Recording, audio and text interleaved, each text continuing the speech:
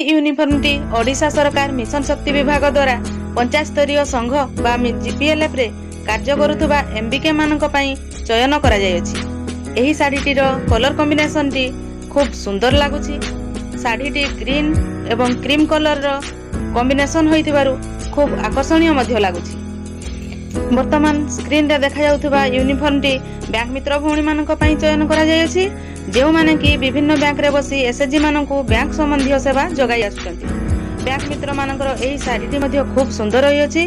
ताहार colour combination हला light violet और मेरून कलर। एही यूनिफॉर्म टी जीपीएलएफ रो प्रति सीएलएफ रे कार्य करुवा सीआरपीसीएम मानक पई चयन करा जायछि।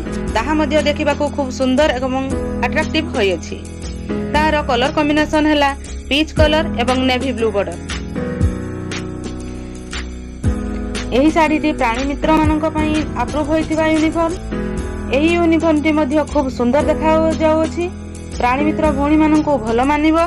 ताहार कलर कॉम्बिनेशन हला सी ग्रीन एवं डीप ब्लू।